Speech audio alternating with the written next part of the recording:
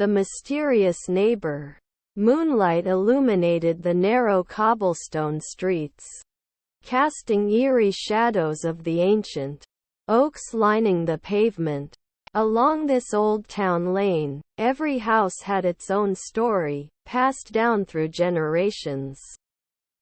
However, one house in particular, with its ivy-covered walls and darkened windows, always remained a topic of whispered conversations. Ruth, a young journalist, had recently moved into the town. Her quaint apartment faced that enigmatic house, and she would often find herself staring at it for hours, trying to catch a glimpse of its elusive inhabitant. The townsfolk had told her tales of Mr. Fenton, the supposed resident, but no one had seen him for years. Yet, every night, a single light from the attic window flickered, indicating someone was home. One evening, as Ruth sat at her desk working, she noticed a silhouette in that attic window. Without much thought, she grabbed her binoculars. Through them, she saw a figure, hunched over what appeared to be an old desk, scribbling fervently. Her journalistic instincts kicked in. Who was Mr. Fenton? And why was he so reclusive? What was he writing every night? A few days later, Ruth decided to introduce herself. Knocking gingerly on the heavy wooden door of the mysterious house, she waited. Moments turned to minutes, but no one answered.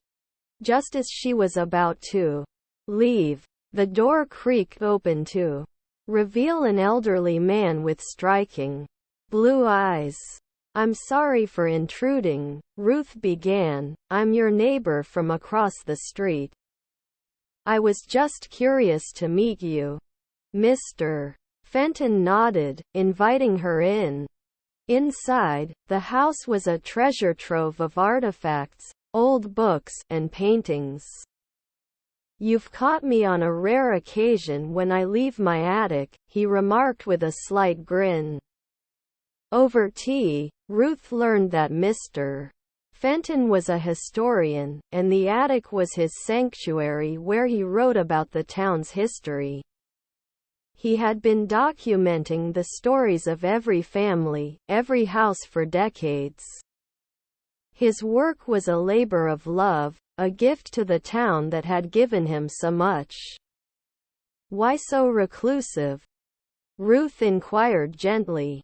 Mr. Fenton sighed. "Years ago, I lost my wife. This town and its history became my solace. The more I wrote, the more I felt connected to her. She loved these stories. And so, the attic became my world." Ruth, touched by his story, proposed an idea. "Why not share these tales with the town? Let them know the legacy and stories you've preserved." After some thought, Mr. Fenton agreed.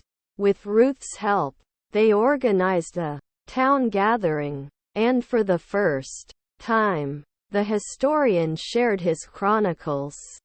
The townspeople were enthralled, grateful for the preserved memories.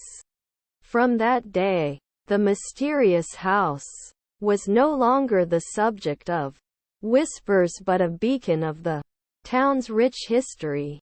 And as for Mr. Fenton, he became an integral part of the community, with Ruth by his side, ensuring that every story was heard. The Winter Snow Festival.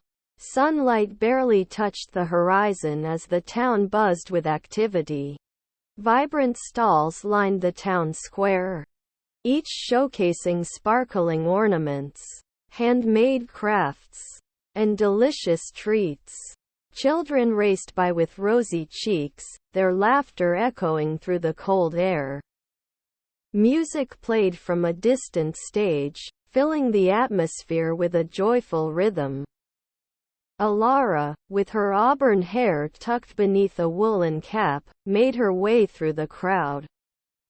Having grown up in a tropical region, she was experiencing her first winter. The chill in the air, the soft snow beneath her boots, and the joy of the season filled her with wonder. She had moved to the town for a fresh start, away from the memories of a life she had left behind. But here, in the midst of a winter wonderland, she felt an unfamiliar warmth in her heart. At the center of the town square stood a massive ice sculpture. Alara watched in awe as an artist skillfully chiseled away, revealing the form of a majestic phoenix rising from the flames. It was mesmerizing. While engrossed in the sculpture, a snowball struck her back. Startled, Alara turned to find a young man, eyes twinkling with mischief. He introduced himself as Alex and challenged her to a snowball fight. Reluctantly, she accepted.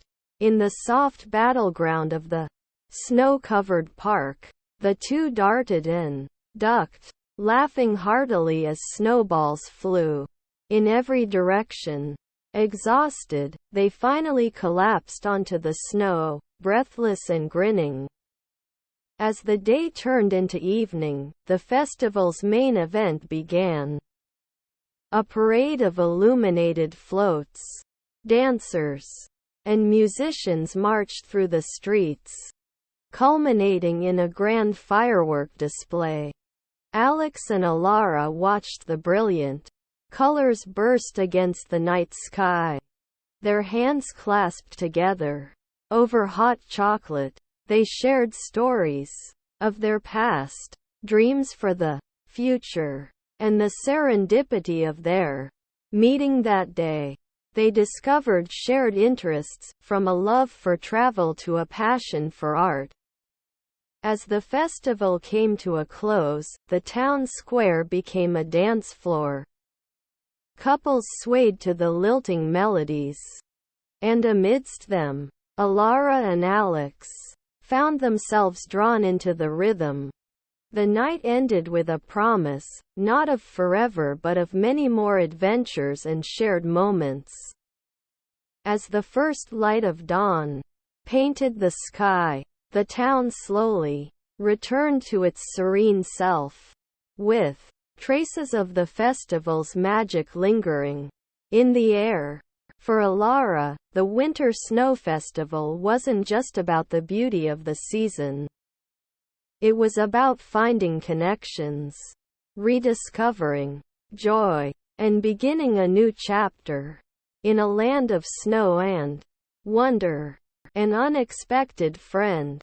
Whispers of cold wind rustled through the tall grass, and birds took their last flight before darkness settled.